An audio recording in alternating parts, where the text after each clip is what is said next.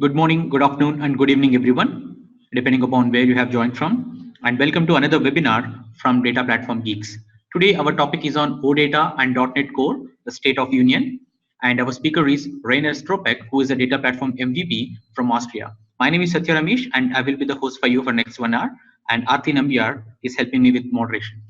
Before we move forward, a quick word about who we are and what we do. We work for eDominer Systems, under which we have a couple of brands, SQL Maestros, under which we do a lot of advanced trainings on SQL Server data and Microsoft artificial intelligence related technologies called masterclasses. And we do have a couple of self-paced learning solutions called learning kits and hands-on labs. And we are coming up with video courses on SQL Server performance tuning and T-SQL querying and programming. And we also have a health check service for SQL Server. Peopleware India, which is our corporate training unit, and we also have a ERP product called Expand SM ERP. Our today's concentration is on Data Platform Geeks and SQL Server Geeks communities, which were founded by Amit Bansal, under which we do a lot of free in-person events and webinars all over the year. And once in a year, we do annual summit called Data Platform Summit. Here is the picture of recently concluded Data Platform Summit, which happened in the month of August in 2019 in Bangalore, wherein more than 1,000 people attended from 300 different companies, which are traveled down from 16 different countries.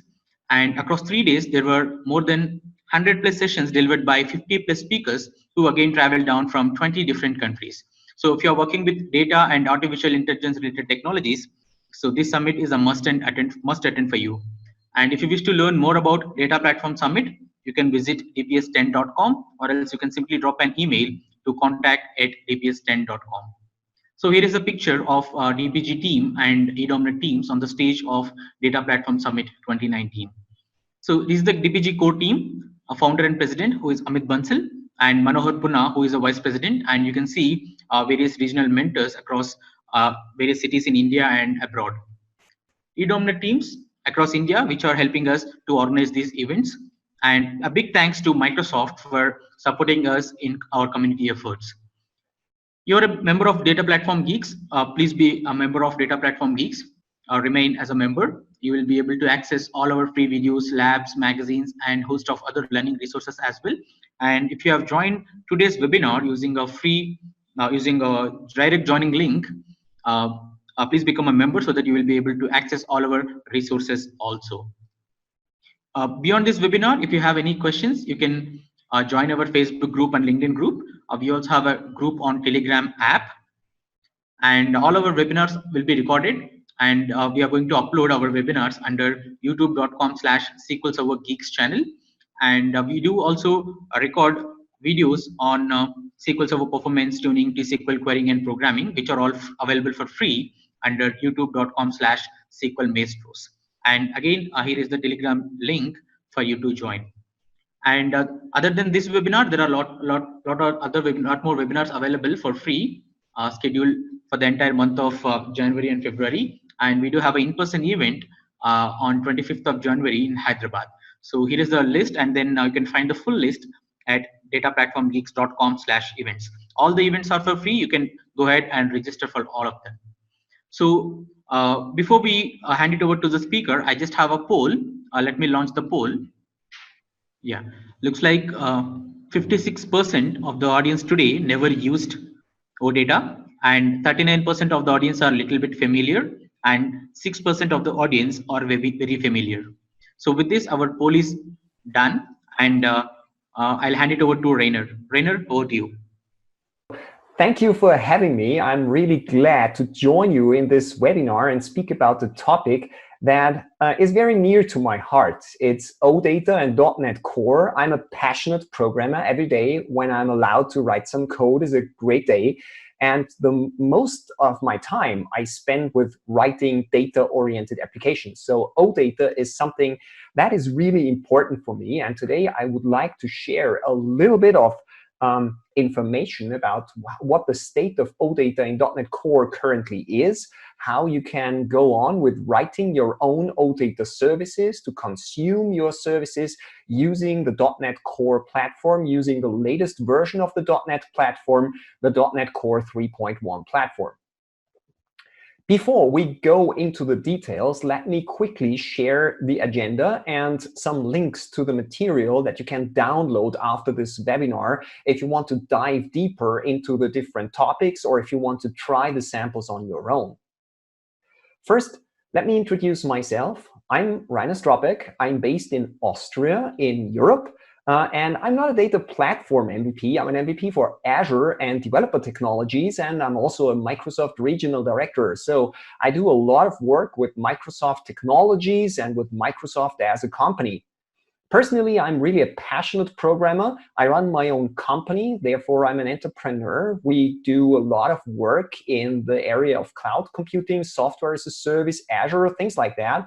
I'm also a teacher. I'm running a small coder dojo, a programming club for kids, and I teach at a high school for computer science. And privately, I'm a dancer. I do a lot of ballroom dancing. This is my personal hobby, my personal passion, if you want. You can reach me at this email address, at this Twitter feed that you can see here. And if you follow this link down here, rainerstropek.me, you will find a digital CV from myself. And there you also find links to my LinkedIn project, to my LinkedIn site, to my YouTube page, where you can find additional videos, and so on and so on. Down at the bottom, you see the logo of our main product. It's called Time Cockpit. I don't want to talk a lot about this product, but I wanted to mention it here because we have been offering this software as a service solution for more than 10 years now, and it is built on top of OData. So I will not just talk about theory here. I will share our insight on using OData over the last 10 years with you. So we are also using all the technology that you're going to see in this webinar. The agenda will look like this. Many of you, I heard it from the poll at the beginning of the webinar, many of you are not yet familiar with OData. So I'm going to start with talking a little bit about why OData and cover a little bit about OData fundamentals. What problems will OData solve for you? And how does it solve these problems? And then we will dive right into code. So the majority of this webinar will be walkthrough through code samples. We will run and debug some code samples, and I will try to give you a good overview how it feels like to write OData servers and clients using .NET Core. If you want to dive deeper into the material, I mentioned that before, everything is online. So you see down there, here it is. Here you see the URL to the slides that you currently are seeing on your screen. I also created, with the help of my friends at Microsoft, a small URL here. If you want to try that one, also the QR code, it will bring you to a link to the OData docs at Microsoft, and it will also bring you to a GitHub link where you can download the sample code that I'm going to show you over the course of the next few minutes. With that, enough theory, enough introduction. Let's dive right into the topic and ask the question, why? What is the problem that OData solves? To be honest, this is an approach that I always try when I see new technologies. Why should I care? Why should I take a look at it? Which kind of problems should this technology solve? I've drawn some pictures here, and I would like to walk you through these pictures. Imagine the following situation. You have on the right-hand side some kind of database. Let's say it's an Azure SQL database, for instance. And then you want to publish the content of this database through a web server. Could be an ASP.NET Core website. Imagine that you are running some customer database and you would like to allow a client, could be a mobile app on the left-hand side, to display a list of all customers. Well, that's trivial. You can do that with ASP.NET Core very easily. You can also do some RESTful design and allow people to use the URL to navigate to a specific customer, to a specific order, and so on and so on. I assume that most of you are familiar with the concept of web APIs and RESTful web APIs. But unfortunately, in real life, the world is a little bit more complex. Because in a non-trivial application, you typically have a lot of different screens where you need some data from the server side. You maybe want to display a list of customers sorted by country. Or maybe you would like to see only the new customers. Or maybe you want to see only the new customers, but now sorted by country or name and so on. And if you follow the traditional way of writing such data-oriented web APIs, you will end up writing dozens, maybe hundreds or thousands of web API controllers specific for each different screen, for each different view model that you would like to display on your website, your mobile app, or whatever your app is. Well, in my experience, things become pretty awkward now, because in real life, the front-end developers sometimes need quick response. They get some user requests. The user would like to see a specific page list sorted and filtered in a specific way. And then they go to the backend developers, and the backend developers, maybe they don't have time to create the necessary REST API. So the client developers cannot really access a new specific web API for their specific problems. And therefore, in many cases, sorting, filtering, and so on is done on the client side. At the end, you would end up with a client application which is not performing very well. Why? Because you're loading way too much data. Because you're loading all the fields of the customers. You're loading all the customers, and you're doing a lot of sorting and filtering on the client side. And obviously, this is not optimal. So what we essentially need is we need a kind of data access protocol similar to SQL, but for the web. We need some kind of SQL for the web that works over HTTP, so you can use traditional programming concepts like HTTP clients, and it should work across firewalls and routers and things like that. It should also be platform neutral, that you can use any kind of client technology. Might be a native mobile app, might be Angular, might be React, something like this. Additionally, what we need is some kind of standardization. Why? Because we need generic clients. You don't want to build a grid, for instance, for a website from scratch by hand if you have a standard. If we have a data access standard like SQL, you can build generic clients, a generic data grid, for instance, a generic report generator that immediately understands this data access protocol. And this is exactly where OData comes in. This is the problem that OData solves. OData is a great way to build a RESTful web API, which is very data-centric, where you do a lot of querying, and the client application needs a lot of freedom. It needs to be able to specify filtering, sorting, paging, and many other things through the URL, and receives data in a standardized way. This is what OData does. Let's talk a little bit about the standard before we go into the .NET Core development part. OData is a standard, ISO IEC approved. It's an OASIS standard. And if you follow this link, let me do that here, you will get to the homepage of OData.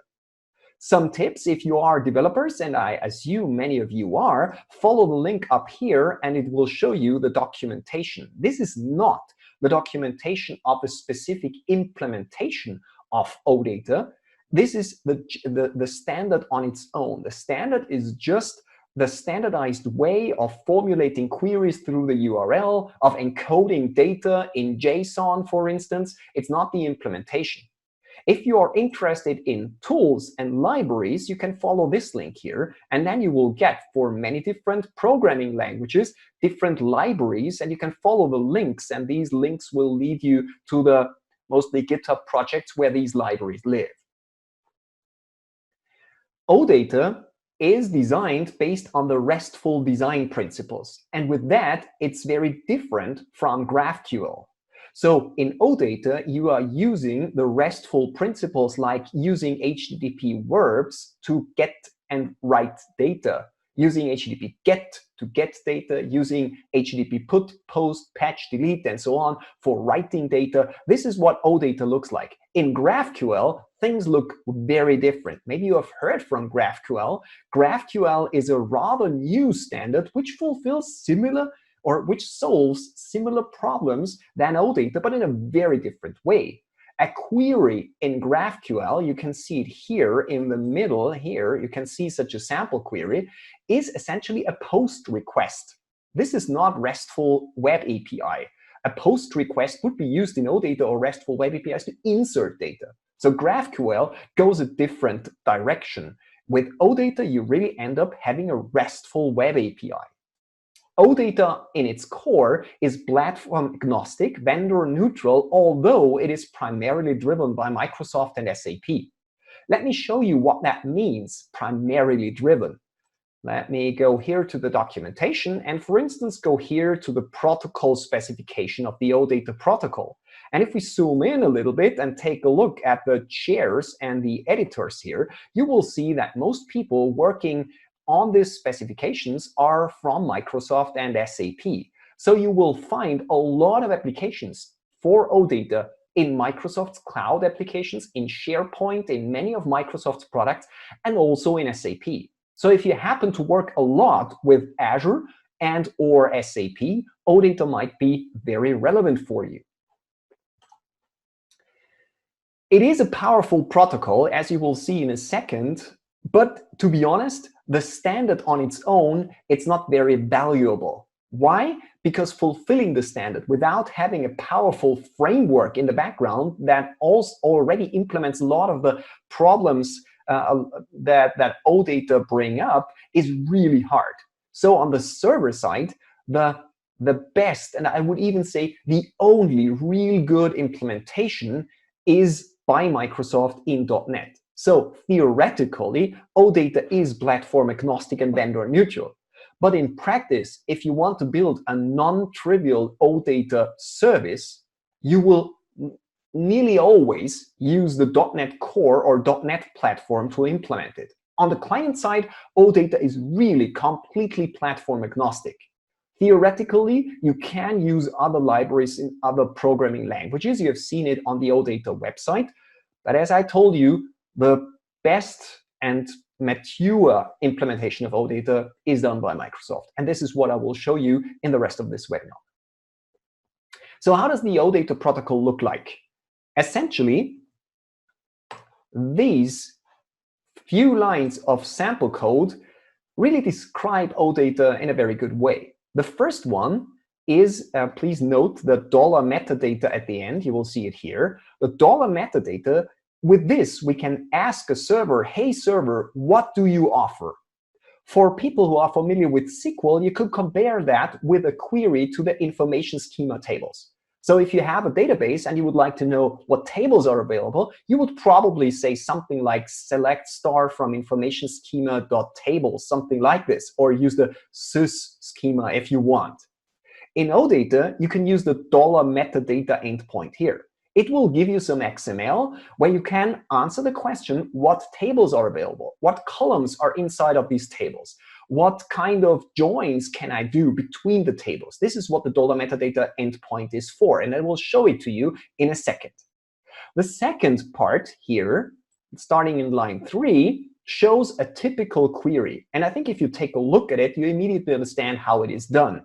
You specify the entry point, in this case, the customers table, and then you can specify things like filtering, doing things like paging with top and skip and things like that. And you can also select, so you can do projections. So it looks and feels and smells a little bit like SQL, and that is the core idea of OData. If you are familiar with SQL, the using or getting into OData is not that complicated.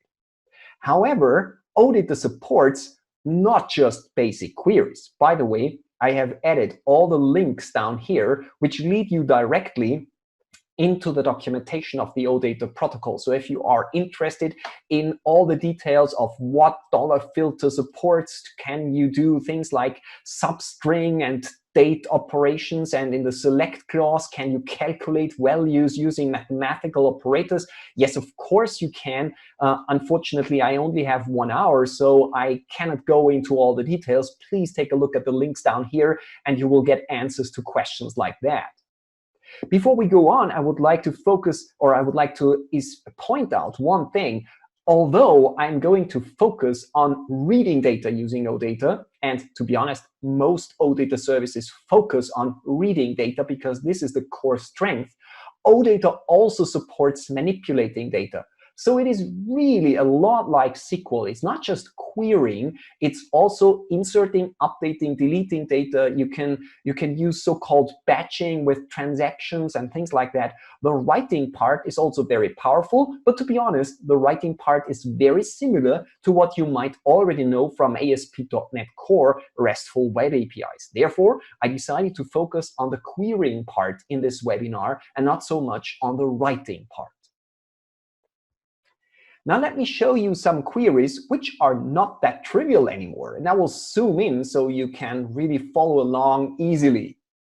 You see the first query, for instance, shows you that we can specify a non-trivial filter clause. In this case, I'm starting with categories. You can see it here.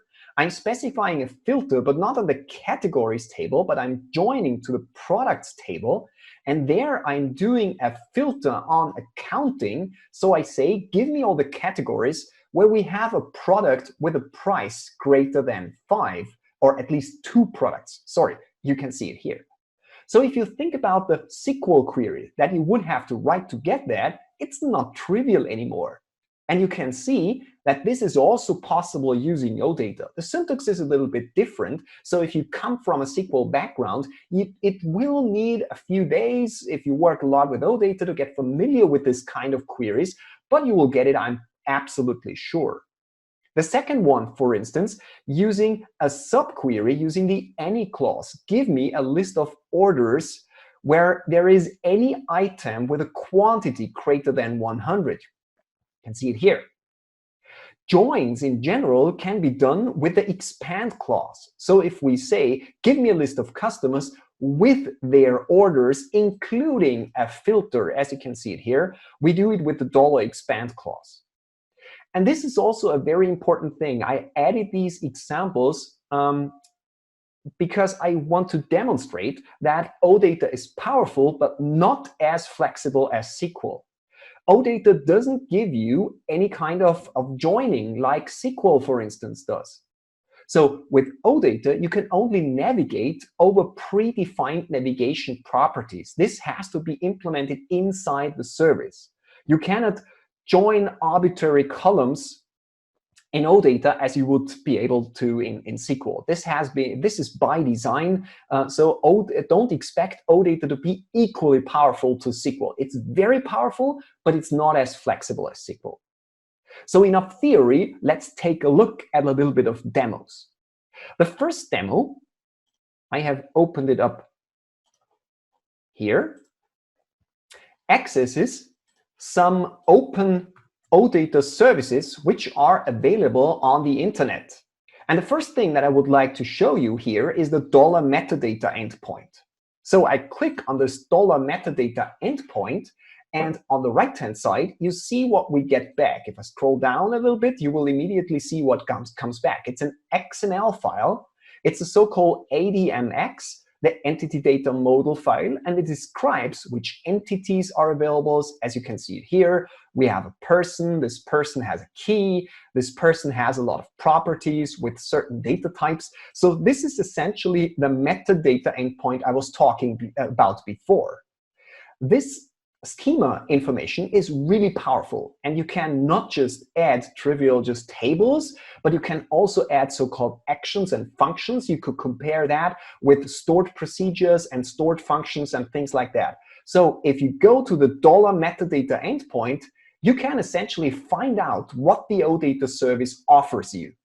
You can then write a generic client that displays these things, and you could build a query builder if you want, something like this. So this is the $metadata endpoint. Now we have seen that we have some persons here, and they are available using the people endpoint. So if I simply want to get all the people in the database, I send the request /people, and you will see I get back a JSON response with some OData context information. This is essentially the metadata for the response. So with this OData context, I can find out what the data types of the columns are, which columns are available, and all the different properties of the columns that came back. And here you see the value itself. It's an array here. It's an array, and inside of this array, we see all the different people. It's not a flat structure, but it can return joined tables, in this case, a one-to-many relationship. So I get back the people, including all their addresses. So with this, OData is pretty powerful, more powerful than SQL to a certain response, keeping multiple result sets out of the question here. It's really powerful when you want to query some records with linked records, one-to-many or many-to-one relationships. Of course, you can query with a primary key. So if we want to get a certain person, Russell White in this case, we can specify the primary key like that. Or if we want to get a certain airport, we can do it like that. We will get back the San Francisco International Airport, as you can see it here.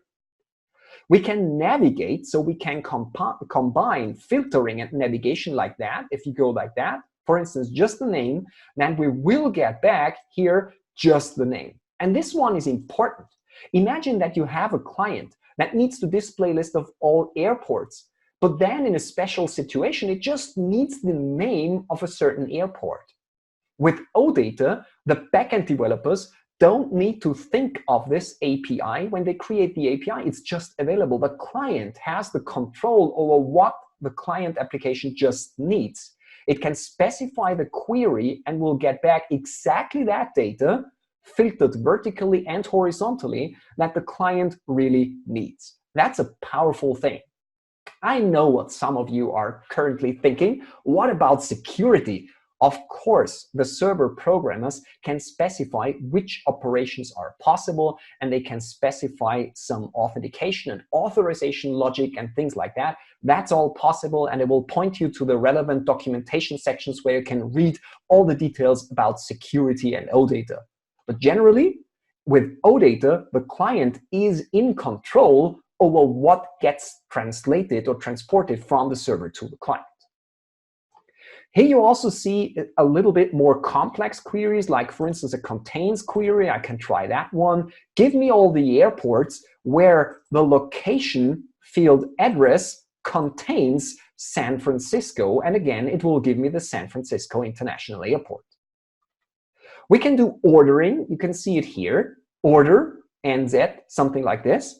And we can do paging. Please take a look at this one. This is important if you're writing a web client, for instance, and you would like to display or to offer a possibility to page through a large result set. It is also possible to use these top and skip features to implement endless scrolling, for instance. So in the back end or in the view logic, a data grid could use these web APIs to download exactly those records which are currently displayed based on a scroll bar position, for instance. For that, we can use the top and skip clauses, things like that. If you would like to try the rest of the samples, unfortunately my time here today is limited, then please use this link. It will bring you to the GitHub site where you can see exactly those queries. And I told you the service is available online, so you can try it at home using just your favorite HTTP client software, something like the REST client as I used here in Visual Studio Code, or something like Insomnia, or something like Postman, whatever you want. There are more elaborate clients if you want, and one I would like to demonstrate quickly here. It's XOData. Let me go here. Yes, I will try with the online data. And let me go to a database that you're probably familiar with, Northwind OData here, for instance. This is a client that is, this is a generic client that is downloading the XML specification, the $metadata endpoint, and then it implements a generic query builder based on OData. That's a pretty powerful feature. You can, for instance, say, hey, give me all the order details, and I would like to see the product ID, the quantity, the price, and I would like to join to the product data, and from the product, I would like to see the product name, for instance. And then down here, you will see the URL. So the end user doesn't need to understand the details of the OData query language. The end user gets a nice little tool with which you can build the queries.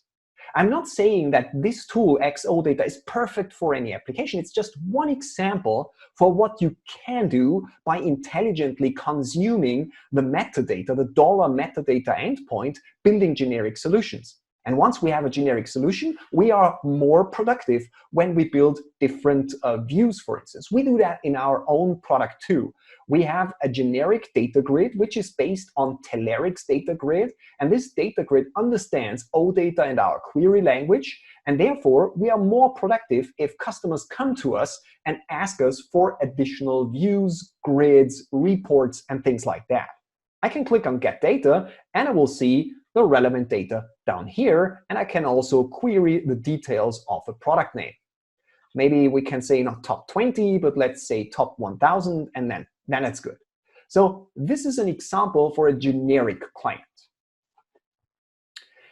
Of course, if you have such a query, let's quickly copy that query here. You can also use more powerful visualization tools, like for instance, Power BI.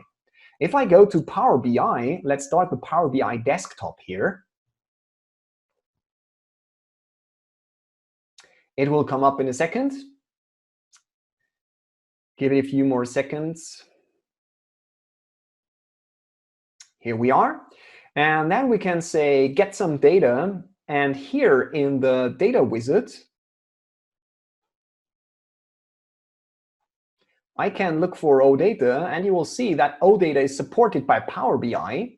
And I can simply paste in the URL that I just have built with OData. Let's try whether Power BI can get some data from this OData field. OK, looks good. Let's click on Transform Data in order to flatten the product name. And here you already see, yes, we got the data. And let's add the product name too. And now we close and apply. And with this, we access our OData service using Power BI. And now we can build pretty powerful visualizations. In a second, all the data should be here.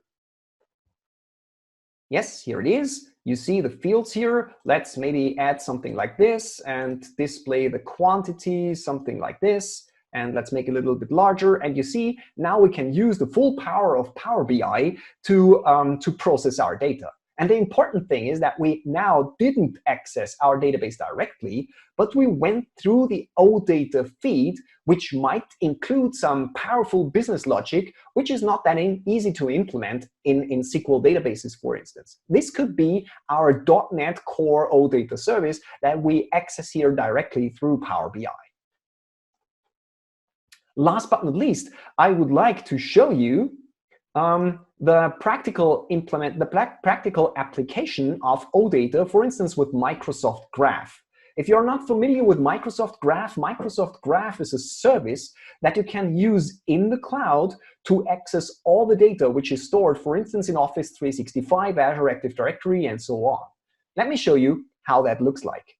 I have here my Office 365 account, and let me quickly sign in here. OK, looks good. And then we, for instance, query my events for the next week. That should give me a list of events. For instance, here we see my webinar, the webinar that we are currently in. And up here, you see the URL. And this is essentially OData. So what we can do is we can say, and $select equals, what do we want to select? We just want to display the subject. Let's do that. Subject. If we run this query, we will get back less data. And this is what I mean with putting the client in control. The authors of the Graph API at Microsoft, they don't know what you want, which kind of columns you want to get back from your service. But with OData, you as the client developer have the power to do projecting and querying and things like that. I could also do some filtering. For instance, I could say $filter, and let's say the subject equals, and what do we have? Maybe I copy that one. Let's see if it works. Copy it. Here it is.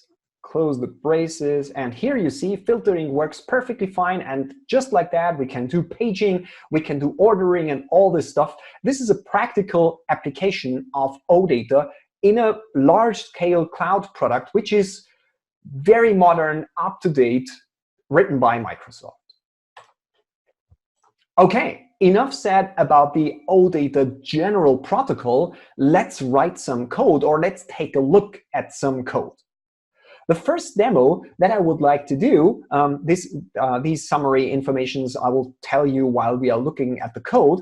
The first demo is a rather basic demo that I would like to do together with you. Let me quickly load up the basic demo that I have prepared for you. Give the system a second to load. It's just one page, and we will take a look at this one page, and I will walk you through the code. The first thing that I would like to point out is a NuGet package. If you would like to implement .NET Core 3.1, you see it up here, OData service, the thing you need is the NuGet package microsoft.aspnetcore.odata, and please be aware of the version 7.3.0. That one is important. It's just 14 days old, so you are getting brand new up-to-date information here. 7.3.0 is the first version of the OData NuGet package that supports .NET Core 3.1. So if you want to use .NET Core 3.1, go for OData 7.3.0, then it should work. Now let's take a look at the code. The first thing is just ASP.NET, nothing special. Let me zoom in a little bit. Here you see the customer class, nothing special. A startup class, just like ASP.NET Core. If you're not familiar with ASP.NET Core, please take a look at the documentation. I have not enough time to cover the basics, but I'm pretty sure that everybody will at least understand the code that's written here. The important thing that I would like to point out here is that one. Enable endpoint routing false. This is unfortunately currently the case with OData support for .NET Core 3.1.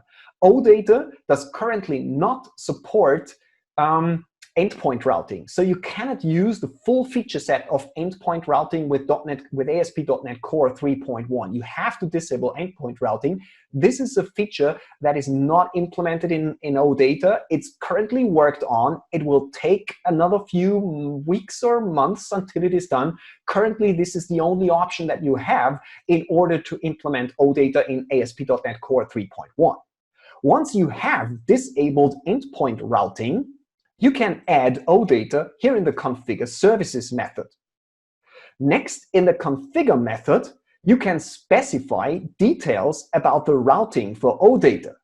OData routing is a complex matter, and I can by no means cover everything in a 1-hour webinar. However, please follow the links in my slide deck. They will lead you to the documentation, and you can read all the different details about routing in OData.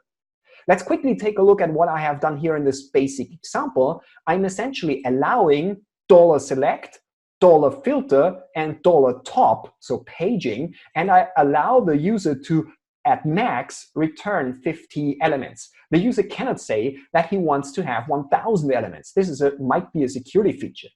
Then I'm just saying that my OData feed should be available under the /OData route. So my server /OData/something will deliver my OData feed. Last but not least, we have one additional method. It's the getEDM_modal method. This getEDM_modal method drives the creation of the $metadata information. And there are 3 different ways of how you can build these metadata information. Let me quickly follow this link that I added here to the slides. Essentially, what you can do is you can read it here on the right-hand side. Currently, we are looking at the conventional modal builder, and that's the most simple way of generating metadata. You're essentially writing a bunch of C# classes and give these C# classes to the OData library, and the OData library will use reflection to read the properties and so on from the classes and build the $metadata endpoint for you. If you have a more elaborate use case where you don't have, at compile time, all the necessary information and you need to build it at runtime, you can use the explicit builder or the non-conventional modal builder. If you take a look, what you can do is you can build the metadata using code. So maybe you need to read some configuration data at runtime to find out what the service looks like, and then you can use the non-conventional modal builder or the explicit modal builder to write code to generate the metadata on the fly. That's a more advanced scenario. Most OData users don't need that. Most OData use cases are fine with just saying, hey, use the customer class. We saw the customer class up here. Use C# reflection and build the entity data model from the reflection data that you got from this class. Last but not least, you can define your controller and compare to an ASP.NET Core application. The base class is not controller, but it's OData controller. OData controller, if I go here, if we take a look, it's derived from controller base, which you might know from ASP.NET Core. So essentially, we have a superclass of controller base, and this adds the OData functionality. What is the OData functionality? Essentially, you have to use a so-called queryable.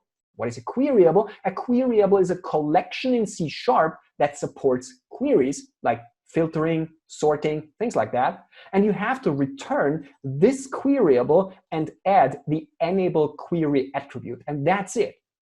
As you can see, we have implemented a fully fledged OData service for a single class using 70 lines of code, something like this. Let's try that application and let's see whether it is really an OData service in .NET Core 3.1. Let's run the debugger here. It will spin up my application.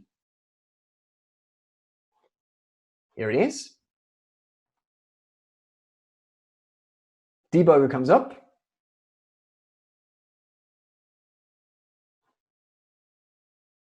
Here we are. It's running. It's listening on port 5000. And if we go here and take a look at my sample request that I created, I can now ask for the metadata. And as you can see it here, we now get our customer metadata with a custom ID, first name and last name. And we can ask for a list of customers, as you can see it here. And we can do all the nice things with filtering and paging and so on, just as you have seen before. So just by providing a little bit of boilerplate code in the startup phase of ASP.NET Core, just by applying or making available a queryable, we will talk about database connected queryable in a second, we can build OData services in .NET Core. What you have to remember when it comes to the new things, use 7.3.0. This one is compatible with .NET Core 3.1. Please remember, endpoint routing is not supported yet. You have to disable it. I've shown you the code, and you can download the code using the links in my slide deck. And the third thing that I would like to point out is the documentation has changed. In the past, the documentation was a little bit awkward, but now the OData documentation with all the details has moved to docs.microsoft.com. So you see, the OData documentation is part of the regular ASP.NET Web API docs, and therefore it's really convenient to read and convenient to consume. A note here, unfortunately, if this is an area where Microsoft could get better, you will see here ASP.NET Core, and you will see that the ASP.NET Core documentation part is really tiny, only a few chapters here. But the good thing is that the ASP.NET Web API documentation up here is equally applicable to ASP.NET Core. So if you don't find the information that you're looking for when you are an ASP.NET Core programmer and you can't find it down here, don't worry, you will find the answers probably here. So you should look into the ASP.NET Web API chapters, and in most cases, you can just copy the code from there. It is just compatible, and most things just work. Okay, let's take a look at a more elaborate feature. How does it look like if you would really like to access a database? Let me show you another sample, but before we stop this debugger session here and we will close the basic example. And let's take a look at a more elaborate sample. In this case, I'm using Entity Framework with a SQL Server database in the background. Again, the OData related part of this sample is really simple. Most of the code that I'm going to show you here is just related to Entity Framework. Let me quickly open up the data context. You see, it's just an Entity Framework core data context. And just so you see that I'm not cheating, this is .NET Core 3.1. This is 3.1 Entity Framework Core together with OData 7.3. This is now possible. 14 days ago, it became possible. So if we take a look at the implementation, it's regular Entity Framework. What do we have to do if we, for instance, would like to make the customer table through Entity Framework available via OData? It's really simple. The only thing that you have to write is a controller which derives from OData controller. I told you that before. And you can directly return back the DB set from your get method and add the enable query attribute. Of course, using the enable query attributes and additional attributes where you can find the documentation in docs.microsoft.com, you can specify in detail which kind of filtering is possible and so on. You can also do some authorization code here. You could say something like if something like current user is from Austria, something like this. I don't have authentication in this application. I could say return OK db.customers.where and add something like country ISO code equals .at, something like this. So I can pre-filter the things that I return, and OData will take the pre-filtered result and add the filtering, paging, joining, and so on top of your pre-filtered query. So this is pretty powerful. And how is that possible? Well, it is possible because with Entity Framework, your DB sets, this stuff here, are already iQueryables. So they are immediately compatible with OData. Let me show you how that looks like. Let's run this service using the Visual Studio Debugger. Let's give it a second until it comes up.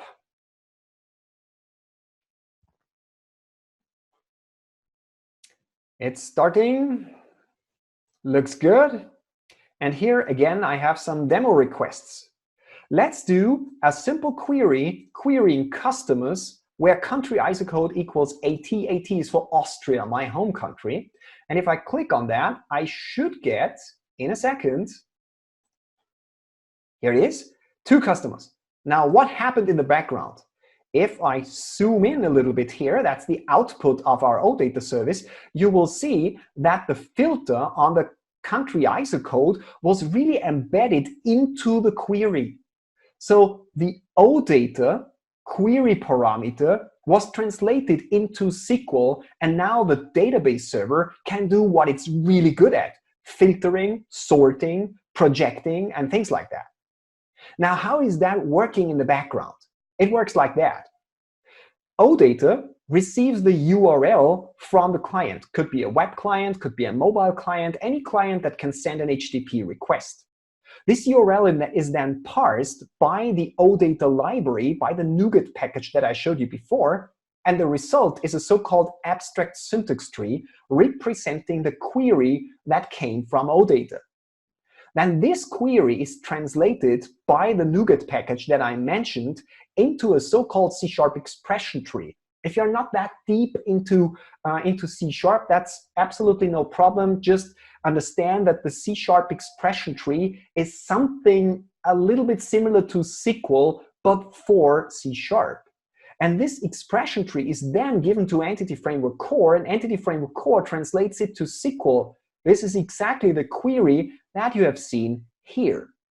So this is what's going on behind the scenes. Let me show you a more elaborate sample. For instance, let's take that one here. Customers expand orders. That would be a join. So if we click on that one, we will get the customers and the orders as an array in a single response by specifying this join path.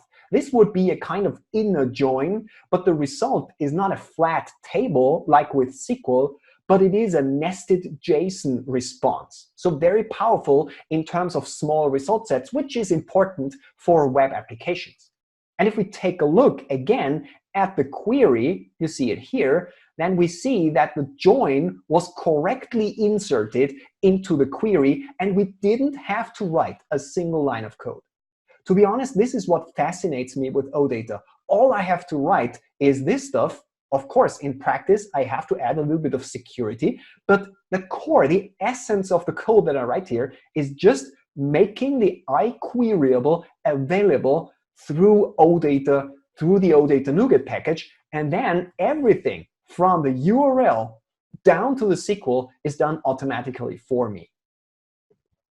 In a similar way, I could do some writing, but I only have 1 hour, so I will not cover it here. And I ask you to take a look in the documentation of Microsoft to understand more details. So this is what Entity Framework looks like. And I have one specific sample built into this example here because you are data platform geeks, so you are used to writing things like stored procedures and functions to encapsulate complex queries into some kind of programming constructs.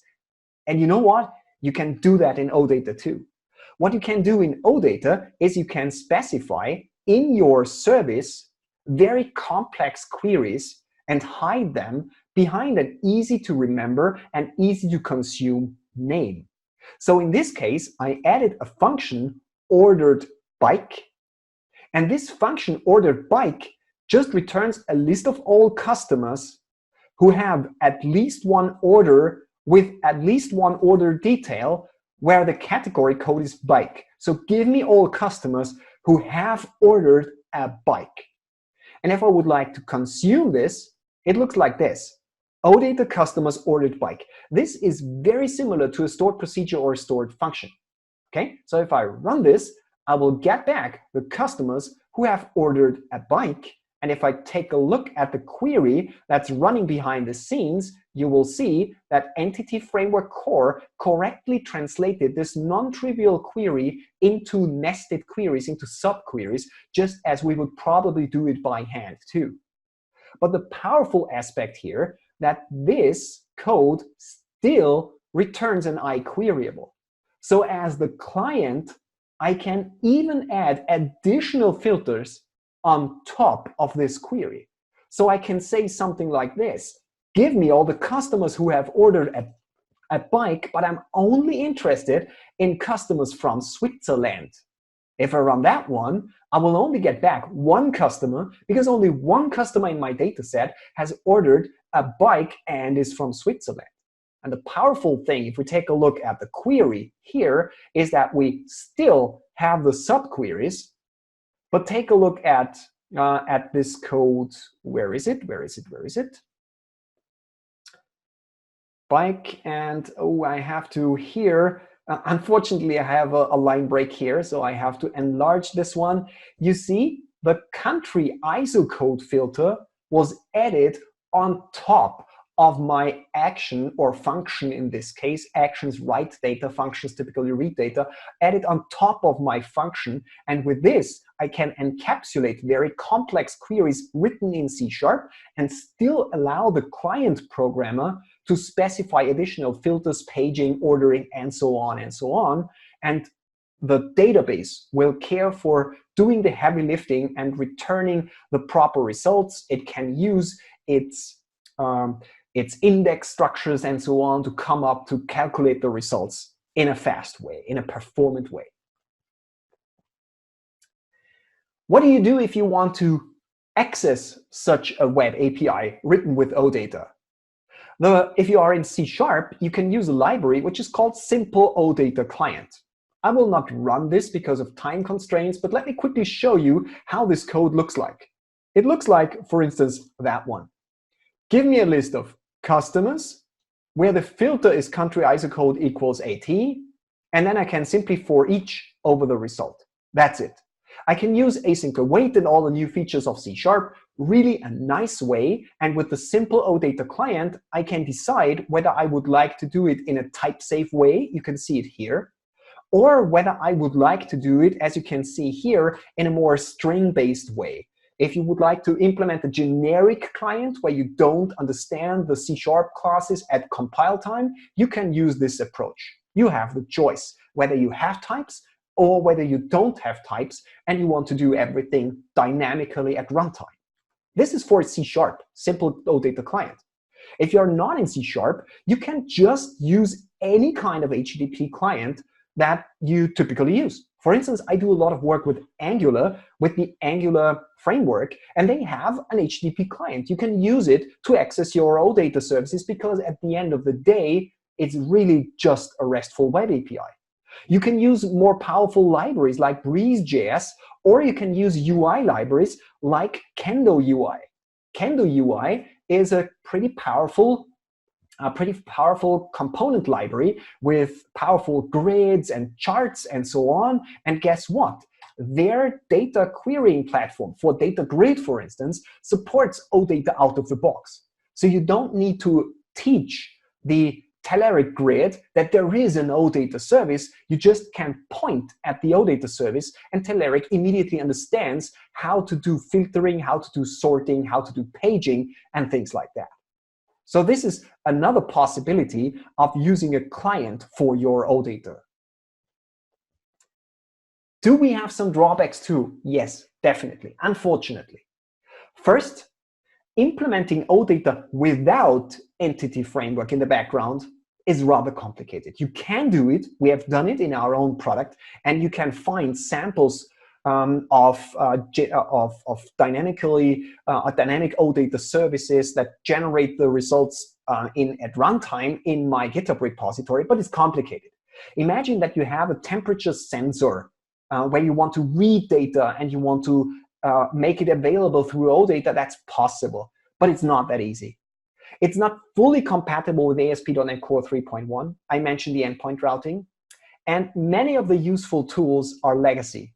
There are tools like client code generators, a framework like Restia. I don't want to describe what it does because it's no longer supported. So if you know OData from the good old .NET framework days, unfortunately, many of the tools that you have been used to in .NET framework are not available in .NET Core. That brings us to the summary.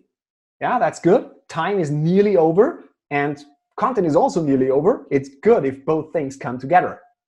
So the summary is, OData is great if you have a database in the background and you essentially need a service for CRUD, create, read, update, delete. OData gives the client a lot of control, so you are freeing the client from doing client-side filtering, sorting, and so on. It saves you a lot of development time. It makes you more productive on the server side and on the client side. It's platform independent. For the client, that's absolutely true. On the server side, I mentioned, in practice, you are bound to .NET or .NET Core. Documentation could be enhanced, and some pieces of OData smell a little bit like legacy because there are so many tools, useful tools, that are only supported for old versions of Visual Studio and .NET Framework. That's a drawback. It's an open source library. You can contribute. It would be nice if these things would be out there now, available to everybody, but they are not. But the basic .NET Core 3.1 support is pretty good, and there is no reason why you can't start using OData with ASP.NET Core 3.1 today. With that, I am done with my content, and I would be happy to answer some of your questions if there are questions. Let me quickly take a look whether we have some questions here, something like here. And let's go to the Q&A panel. Please share the links for slides and code snippets. Definitely, I will immediately do that live because all I need to do is I need to copy this link here. I'm not that familiar. I will answer it live here. You see slides.com/Rainer Stropek/OData-net core. The rest is not relevant for you. This is the URL to the slides, and I will make the slides available also to the organizers so they can share this link. And from that slide deck, you will find all the links to all the samples, and you can navigate it there. What are the kinds of applications that are generally good for considering OData? The kinds of applications that are generally good for OData are CRUD applications, which have databases in the backend where you have ASP.NET Core and Entity Framework. This is really a no-brainer. If you have this combination, for instance, a SQL Server and Entity Framework and ASP.NET Core, OData is really, really nice if you need the client to be in control over what kind of data should be delivered to the client. I hope that answers your question. Why so many REST clients in the community today? Where does the, with so many REST clients, REST sharp, where does the OData concept stand? I don't have a good answer for that, because OData is by far not so popular as classical REST. Essentially, you can use any kind of REST client as long as it can use HTTP to issue some queries. You send your queries through the URL and you get back some data using JSON. So you don't need a specific REST client. But if you are looking for specific REST clients which also can do intelligent query building like we are used to with SQL and so on, unfortunately, OData isn't that widespread, so the maturity of the clients and the tools isn't where simple RESTful web API clients are. So with OData, you are in a kind of niche, but if this niche fits to your problem, a CRUD service over a database, then it's a very nice niche to be. But don't expect, as I told you, that the tools are as mature as all the other ones. Does OData compatibility with other data sources like Oracle, etc.? Definitely. If you can access the database using Entity Framework or any kind of framework that supports iQueryable, the underlying database doesn't matter. We in our company use it primarily with SQL Server, but there shouldn't be any problem with OData as long as you have an iQueryable sitting on top of it, and this is typically Entity Framework. I think this was the last question that I currently have open. I will wait for another moment if some questions come in. Otherwise, there is one question in chat window. There is a question in the chat window. Let me quickly take a look. Using OData, will it reduce the time to develop app? Sorry, I didn't fully get that one. I will open the chat window. I want to open the chat window. Unfortunately, I'm not that familiar with this tool. Can you repeat the question, please? Using OData, will it reduce the time to develop app? Using OData, will it reduce the time to develop app? Definitely. Because without OData, let me quickly go back to my slides here, close that one, and go back to this slide here. If you remember that slide here, I told you that in real life, if you develop an app, you have many, many different lists and reports and forms and so on that you need to implement on the client side. If you have a classical RESTful web API, you will end up writing a large number of specific ASP.NET Core controllers with controller methods. With OData, it is reduced to a few lines of code that return iQueryable. And the heavy lifting of translating all the different queries from the client side will be done by OData. So if you have a problem that fits to the area where OData shines, CRUD applications, it definitely can reduce the time writing the application if you are using a relational database, if you're using Entity Framework, and if you're using ASP.NET or ASP.NET Core. This was the slide that I was referring to. Do we have additional questions? Yeah, one more question. Can we use OData with .NET Standard applications with .NET Core not being so widely used yet? You can use OData with .NET Framework, classical ASP.NET, and you can use OData with ASP.NET Core. You can implement some pieces of your application with .NET Standard, but when it comes to implementing the web API itself, you have to decide whether you want to go for .NET Framework or .NET Core. Both worlds are possible. So if you are not yet in .NET Core, try to isolate your logic and data structure in a .NET Standard class library, and then use .NET Framework to add the necessary services on top. For instance, in my sample, I did that. As you can see it here, the data model here, this data model, it contains all my data structures and pieces of the business logic is implemented in a class library. And this class library is, as you can see it here, a .NET Standard class library. I hope that answers your question.